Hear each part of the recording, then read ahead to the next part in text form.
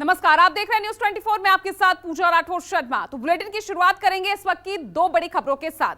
पहली खबर बेंगलुरु में होने जा रही विपक्ष की मीटिंग से, वहीं दूसरी बड़ी खबर होगी दिल्ली में होने वाली एनडीए की बैठक से जुड़ी हुई। तो बेंगलुरु की मीटिंग में विपक्ष के 26 दल शामिल हो रहे हैं। इस मीटिंग में शामिल होने के लिए कांग्रेस नेता राहुल गांधी, सोनिया गांधी रवाना हो चुके हैं। अब से थोड़ी ही देर बाद राहुल और सोनिया गांधी बेंगलुरु पहुंच भी जाएंगे। उधर अरविंद केजरीवाल और अखिलेश यादव भी बेंगलुरु के लिए रवाना हो गए हैं। इस बीच एनडीए की मीटिंग की तैयारियां भी जोरों पर चल रही है।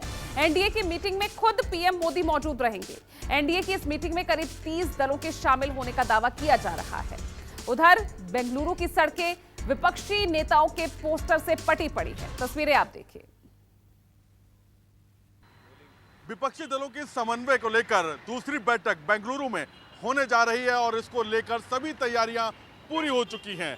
विपक्षी दलों के नेताओं के आने का सिलसिला भी शुरू हो चुका है और बेंगलोर में सभी नेताओं के पोस्टर्स को बड़े बड़े कटआउट के शेप में पूरी राजधानी के अंदर लगाया गया है। बेंगलुरु की सड़कों को पाटा गया है और यहाँ पर खास बात यह है कि सिर्फ कांग्रेस के नेताओं का नहीं, भले ही कांग्रेस की सरकार हो कर्नाटक में, लेकिन यहाँ पर कांग्रेस के नेताओं का ही पोस्टर नहीं है, बल्कि विपक्षी दलों में जो भी बड़े लीडर्स हैं उन सब के कटआउट्स लगाए गए हैं, उन सभी के पोस्टर्स लगाए गए हैं। मैं आपको एक नज़ारा दिखाना चाहूँगा बेंगलुरु की सड़कों का। आप देख सकते हैं कि ये नज़ारा है बेंगलुरु की सड़कों का और यहाँ पर बड़े बड़े कटआउट्स, सिंगल कटआउट्स भी लगाए गए हैं।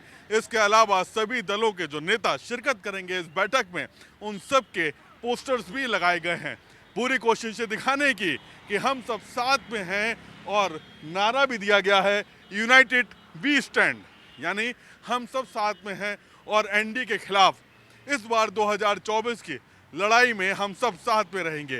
ये देखिए, ये वो पोस्टर्स हैं जो पूरी बेंगलोर में जगह जगह पर लगे हुए हैं और यहीं इसकी शुरुआत की जा रही है। माना जा रहा है कि इस 2 दिवसीय बैठक में एक नई तरीके की रणनीति का खुलासा होगा। आने वाले समय में ये सभी दल किस तरह से जुड़ेंगे, क्या इस कुनबे में और भी नए राजनीतिक दल जुड़ेंगे, इन सब पर लेकर सबकी निगाहें टिकी होंगी। वहीं आज इसकी शुरुआत डिनर डिप्लोमेसी से की जाएगी। डिनर होस्ट किया गया है। इस डिनर को लेकर सोनिया गांधी ने सभी नेताओं से खुद बात की थी। हालांकि ये डिनर सिद्धारमैया जो कि कर्नाटक के सीएम हैं उनके जरिए होस्ट किया जा रहा है और ये डिनर डिप्लोमेसी आज शाम से शुरू होगी। शाम को सभी नेता एक साथ में एक मंच पर आएंगे और वहाँ पर सभी लोग एक दूसरे से बात करेंगे, जिससे उस खाने के दौरान जो बर्फ जमी हुई है संबंधों में, उसको पिघलाया जा सके और कल खुले दिल के साथ में जब बैठक में शामिल हों तो अपने अपने मुद्दों को डिस्कस करें और बीजेपी को किस तरह से 2024 में पटकनी दें, 1 to 1 किस तरह से फाइट हो, इन तमाम चीज़ों को लेकर बातचीत होगी। वहीं जो नया अलायंस बन रहा है उस अलायंस का नाम क्या हो, इसको समन्वय करने के लिए किसको कन्वीनर बनाया जाए, इन तमाम इश्यूज़ के ऊपर भी चर्चा होना संभावित है। कैमरा पर्सन अमित कुमार के साथ प्रशांत गुप्ता, बेंगलुरु, न्यूज़ 24।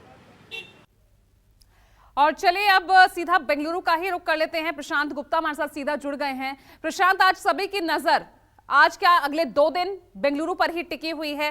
किस तरह से बेंगलुरु की सड़कों को सजा दिया गया है, पोस्टर्स यहां किस तरह से तमाम दलों के नेताओं के लगे हैं, वो साफ तौर पर दिख रहा है। अब इस डिनर डिप्लोमेसी के लिए क्या रणनीति विपक्ष बना रहा है, किस तरह से इसकी शुरुआत होगी, कैसे समन्वय बिठाया जाएगा, क्या कुछ आज चर्चा का विशेष जो है मुद्दा वो रह सकता है इस डिनर में?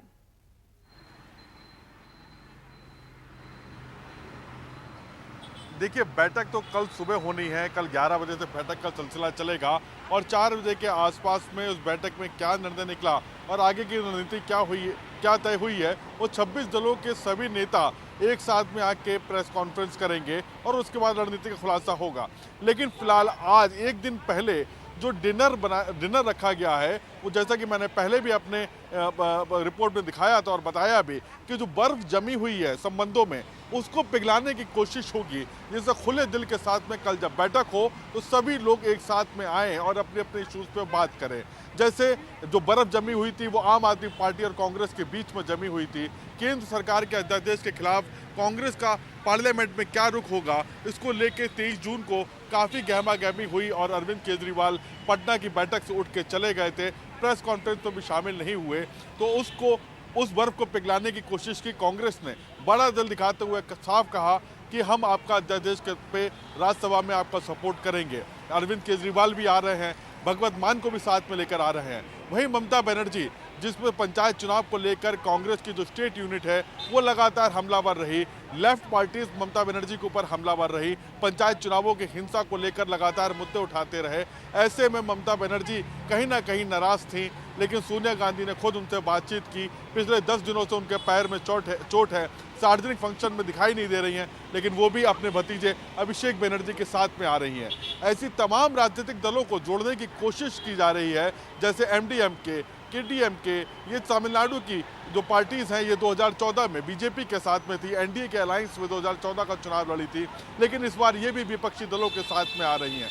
तो तमाम कोशिशें हैं राजनीतिक दलों को एक साथ में लाने की, जो कहीं ना कहीं विचारधारा की लड़ाई में NDA के खिलाफ हैं। ऐसी पार्टियों को एकजुट करने की कोशिश की जा रही है और आज डिनर डिप्लोमेसी के तहत में वो सब लोग अपने खुले दिल के साथ में अपनी बातों को रखेंगे, जिससे कल जब वो औपचारिक बैठक में शामिल हों तो अपने अपने मुद्दों को रख सकें और किस तरह से सीटों का बंटवारा हो, इस अलायंस का नाम क्या दिया जाए, इसको कन्वेनर कौन कन्वेन करेगा, कौन इसकी समन्वय करेगा, उसको किसको एक कन्वेनर चुना जाए, इन तमाम मुद्दों पे भी बातचीत होगी। इसके अलावा पार्लियामेंट में जो सत्र शुरू होने वाला है उसमें अध्यादेश के खिलाफ किस तरह से, क्योंकि अध्यादेश लाया जाता है तो उसको नेक्स्ट पार्लियामेंट सेशन में उसको बिल के तौर पे पारित करवाना अनिवार्य होता है 90 दिन के भीतर। ऐसे में वो बिल भी आएगा तो ऐसे उस अध्यादेश को, बिल को किस तरह से रोका जाए, इसको लेके भी रणनीति पर बातचीत होगी, क्योंकि जयराम रमेश ने साफ तौर पे कहा प्रेस कॉन्फ्रेंस में कि वो आने जो पार्लियामेंट का सेशन है उसमें विपक्षी दलों की क्या फंसा हुआ है और यही सबसे बड़ी चुनौती विपक्ष के सामने होगी।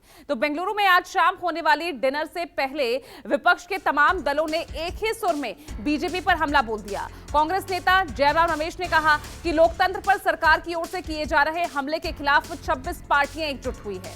वहीं आप नेता राघव चड्ढा, उन्होंने कहा कि विपक्ष के इस कुनबे को देखकर बीजेपी को नींद नहीं आ रही है।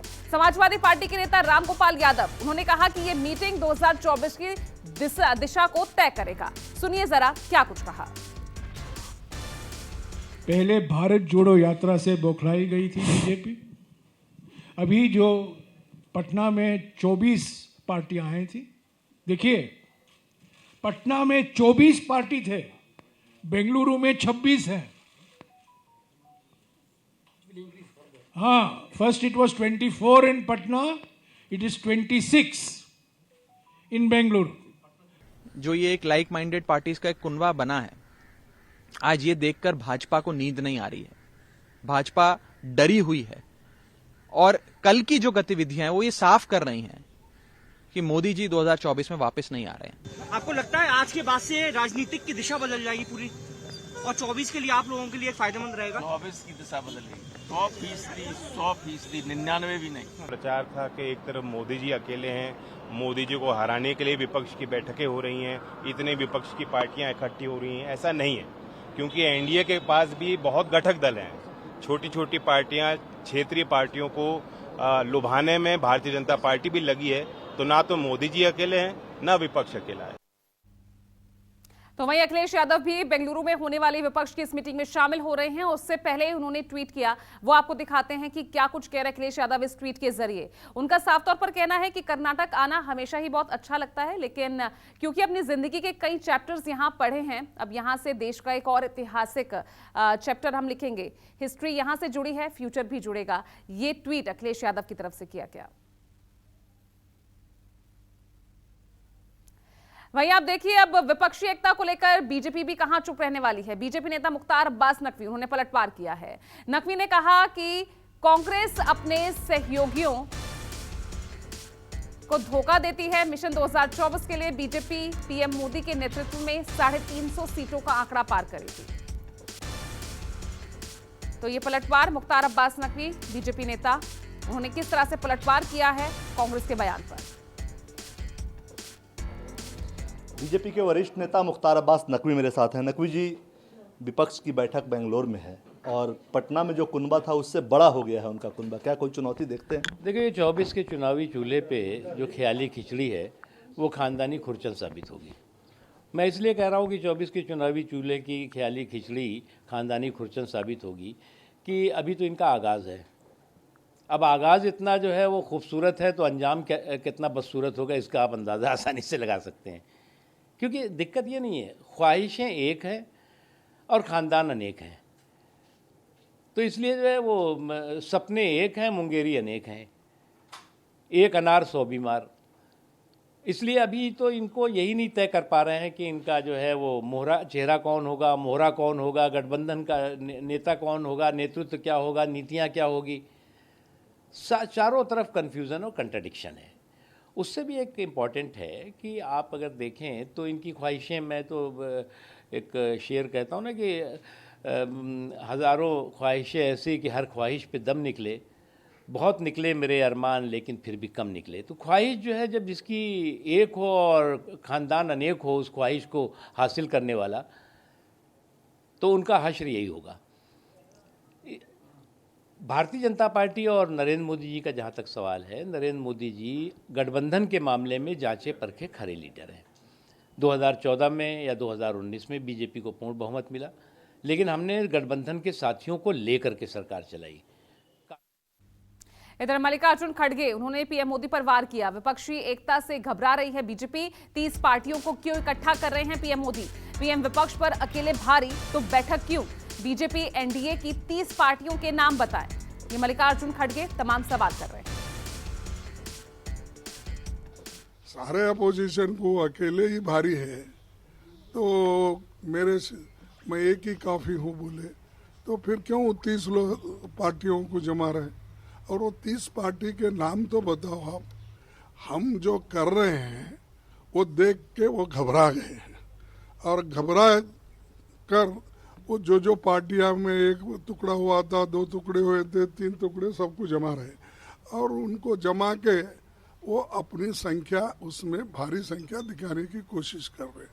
तो वो कोई काफी वहीं विपक्ष की बैठक को लेकर उपेंद्र कुशवाहा, उनका भी बड़ा बयान सामने आ गया है। मोदी का 2024 तक कोई दूसरा विकल्प है नहीं, विपक्ष के पास कोई ठोस एजेंडा नहीं। ये उपेंद्र कुशवाहा ने विपक्ष की बैठक को लेकर बड़ा बयान दिया है। साफ तौर पर कहा है कि मोदी का 2024 तक कोई दूसरा विकल्प नहीं है।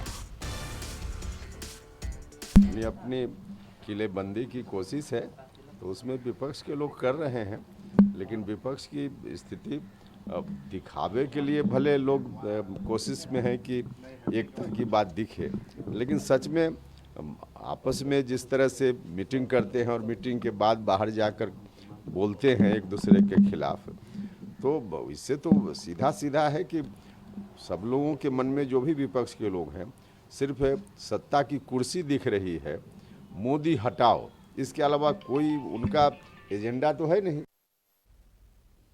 और चलिए इस बीच एक और बड़ी खबर सामने आई है। अमित शाह के निर्देश पर 1,44,000 किलोग्राम ड्रग्स नष्ट किया गया है। एनसीबी ने देश भर में जब्त ड्रग्स को नष्ट किया है। बड़ी खबर आपको बता रहे हैं, नष्ट की गई जो ड्रग्स है उसकी कीमत 2,378 करोड़ रुपए बताई जा रही है। गृह मंत्री अमित शाह ने एनसीबी का धन्यवाद किया।